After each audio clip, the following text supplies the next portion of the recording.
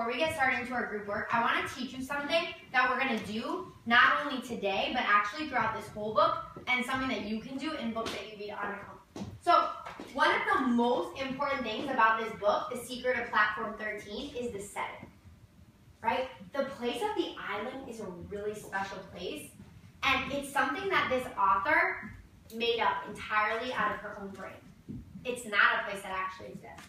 And so, as a good reader of fantasy text, I want to be able to think, well, how does this author describe this place, this really special place? What words does she use to describe it? And then how does that help me to understand or picture what this place is like? You guys all have a Post-it note on your desk. I want you to leave that on your desk for now. You're going to get to do something with your partner in a second. So, as I was reading this book, right, I came to this first part where the author started to describe the island. I want to just read a little section for you guys. You can just track up here. The people who lived on it just called it the island, but it had all sorts of names. Avalon, St. Martin's Land, the place of the sudden mist. Years and years ago, it was joined to the mainland, but then it broke off and floated away, slowly westward, just as Madagascar floated away from the continent of Africa. I'm going to skip down a little. With the floating island, of course, came the people who were living on it. Sensible people, mostly, who understood that everyone did not have to have exactly 2 arms and legs, but might be different in shape and different in the way that they thought. So, they lived peacefully with ogres who had 1 eye, or dragons, of whom there were a lot about in those days. So I want to actually pause here. I'm going to take my Post-it note, just like you guys have. I'm going to stick it right here in my book, and I'm actually going to jot a quick note. The note that I'm going to jot is about this piece right here, where the author says, sensible people mostly who understood that everyone did not have to have exactly 2 arms and legs, but might be different in shape and size. So I'm going to just write here.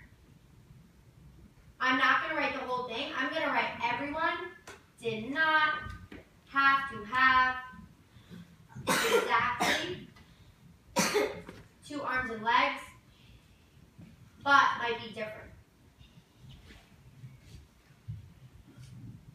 And then I'm going to do an ellipsis just to let me know that thought is not really complete, right? But I'm not going to finish writing the whole thing. Now I want to think about, well, what does this make me think about the island?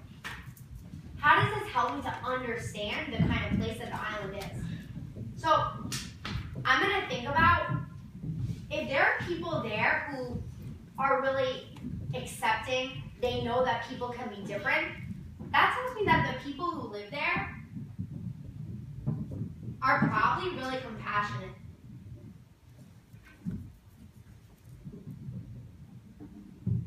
They're compassionate because they don't really care what people look like. They know that people can be different. And so the island is a really special place because the people who live on the island are compassionate. What you're going to do right now with your partner is you are going to go into the text and find another example of a time when the author describes something about the island. You are going to write a quote just like Ms. Stratner did right here. And then underneath it, you can draw a line or a squiggle line. And you're going to write what it makes you think about, the people, or the island itself. There's lots of details about the island. Some details, Kaya, are going to be about the way the island looks. Some details are going to be about the people who live on the island.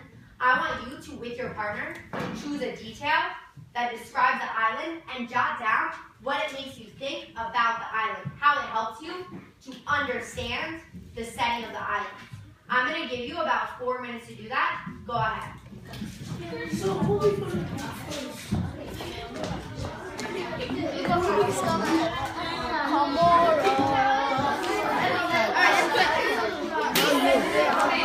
Alright, let's put.